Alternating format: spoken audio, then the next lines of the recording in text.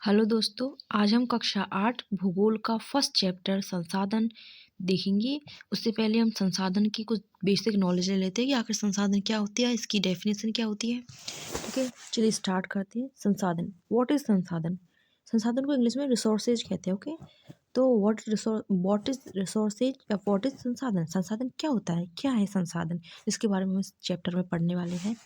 तो संसाधन वे सभी वस्तुएं होती है गाइस, जिन्हें हम अपनी उपयोगी मतलब हमारे जो लिए जो उपयोगी चीज़ें हैं, जिनका यूज़ हम अपनी आवश्यकताओं को पूरा करने के लिए करते हैं, उन क्या उन्हें क्या बोलते हैं? संसाधन बोलते हैं। ठीक है, संसाधन क्या है? वे सभी वस्तुएं जिन्हें हम क्या अपनी आवश्यकता को पूरा करने के लिए जिनका हम यूज़ करते हैं, जिनका हम उपयोग करते हैं, वही संसाधन है। ठीक है, तो चलिए स्टार्ट करते हैं, चैप्टर पे आते हैं। अब ये चैप्टर क्या बोल रहा है, तो देखिए, मोना और राजू और उसकी मॉम मतलब उसकी अम्मा, उन ये थोड़ी उनके द्वारा हमें ये सब समझाया गया है कि आखिर संसाधन क्या है। तो देखिए स्टार्ट करते हैं।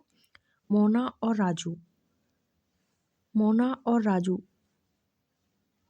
अपना घर साफ करने में अम्मा की मदद कर रहे थे। ठीक है, मोना और राजू क्या कर रहे थे? अपनी मॉम की मदद कर रहे थे घर साफ करने में। ठीक है, इन सभी चीज़ों को देखो, कपड़े, बर्तन, अनाज, कंघा, शहद की बोतल, किताबें, इनमें से प्रत्येक उपयोगी है। ठीक है, ये किसने कहा है? मोना ने कहा। इसलिए ये महत्वपूर्ण है। अम्मा ने कहा ये संसाधन है। फिर उन्होंने पूछा कि आखिर संसाधन क्या है? तो अम्मा ने क्या बताया? उनकी ने अम्मा से राजू ने प्रश्न पूछ लिया कि आखिर संसाधन क्या है। तो उन्होंने क्या बताया? उन्होंने बताया कि प्रत्येक वस्तु जिसका उपयोग आवश्यकताओं को पूरा करने के लिए किया जाता है वह संसाधन है। मतलब वे सभी वस्तुएं या फिर वे सभी चीज़ें जिन्हें हम अपनी आवश्यकताओं को पूरा करने के लिए जिनको हम यूज़ में लेते हैं, वो सभी क्या संसाधन है। ठीक है, प्रत्येक वस्तु, ठीक है, किसी एक वस्तु के लिए नहीं बोला, जो भी वस्तु हमारे काम में आती है, जो हमारी आवश्यकता को पूरा कर सकती है, वो सब क्या है? संसाधन है। जैसे कि संसाधन हम अभी टाइप भी देखेंगे, तो संसाधन भी बहुत टाइप के होते हैं, जैसे प्राकृतिक और कुछ ऐसे होते हैं जो मनुष्य द्वारा निर्मित होते हैं, तो मानव निर्मित संसाधन। ठीक है, तो जैसे कि प्राकृतिक संसाधन, पेड़ पौधे हैं, ये क्या एक प्राकृतिक संसाधन ही तो है ही। ये हमें क्या फल वगैरह दे रहे हैं, तो ये हमारी आवश्यकता को पूरा कर रहे हैं, हमें खाने के लिए फल वगैरह दे रहे हैं। ठीक है, तो ये क्या है? प्राकृतिक संसाधन। और मानव निर्मित संसाधन क्या होता है? मानव निर्मित संसाधन होता है जैसे कि घर है, वो हमने मानव ने बनाया है। ठीक है, और हम उसमें रह रही है। ठीक है, तो वो क्या है? एक मानव निर्मित संसाधन है, लेकिन वो हम सभी हमारी ये सब हमारी आवश्यकता को पूरा तो कर रहे हैं, तो ये क्या एक संसाधन की श्रेणी में आते हैं। तो ये क्या एक संसाधन है। ठीक है, चलिए आगे देखते हैं।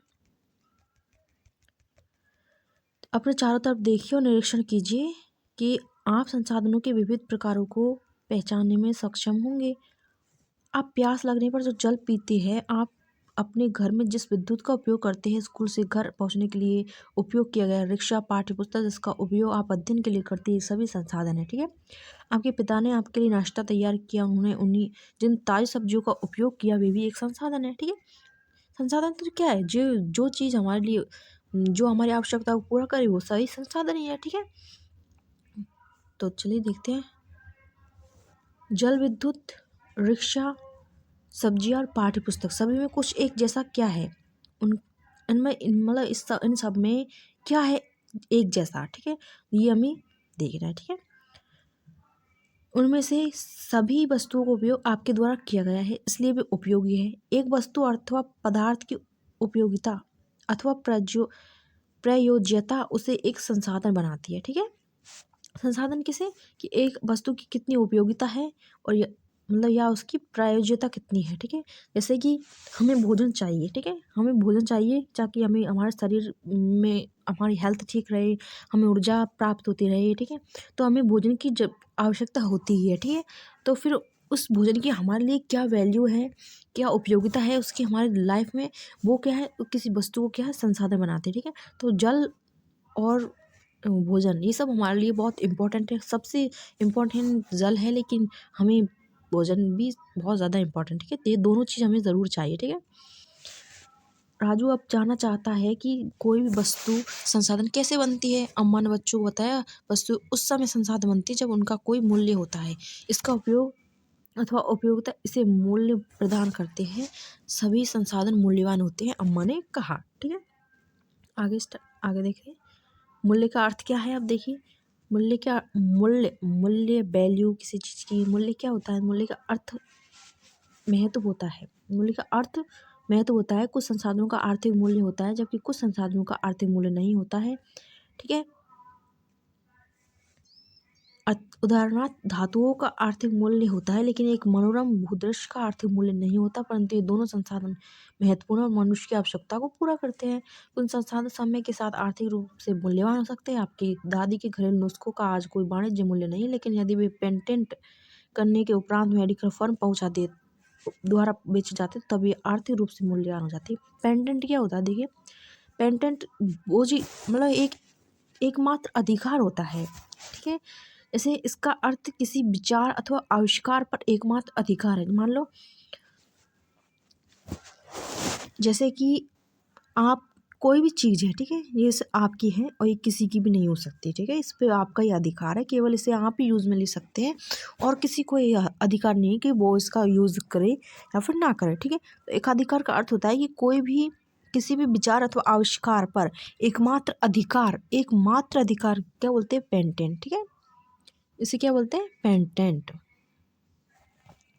आगे देखिए समय और प्रौद्योगिकी दो महत्वपूर्ण कारक है जो पदार्थों को संसाधन में परिवर्तित कर सकते हैं। ठीक है, समय के साथ कोई पदार्थ है वो क्या संसाधन में परिवर्तित हो सकता है। दोनों लोगों को आवश्यकताओं से संबंधित है।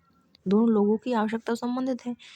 ठीक है, लोग स्वयं ही सबसे महत्वपूर्ण संसाधन है। ये लोगों के विचार ज्ञान आविष्कार की और खोज ही है जो और अधिक संसाधनों की रचना करते हैं। प्रत्येक खोज अथवा आविष्कार से कुछ बहुत से अन्य खोज एवं आविष्कार होते हैं। आग की खोज से खाना पकाने की पद्धति एवं अन्य प्रक्रिया को प्रचलन हुआ, जबकि पहिए के आविष्कार से अंततः परिवहन और नवीनतम विधियों का विकास हुआ। जल विद्युत बनाने की प्रौद्योगिकी ने तेजी से बहते जल से ऊर्जा उत्पन्न करके उसे एक महत्वपूर्ण संसाधन बना दिया है। ठीक है,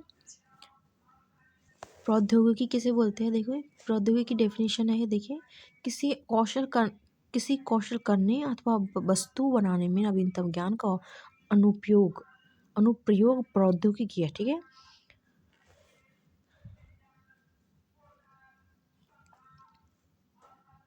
अब हम देख लेते हैं संसाधनों के टाइप कितने होते हैं। संसाधन रिसोर्सेज कितने टाइप के होते हैं, कितने प्रकार के होते हैं।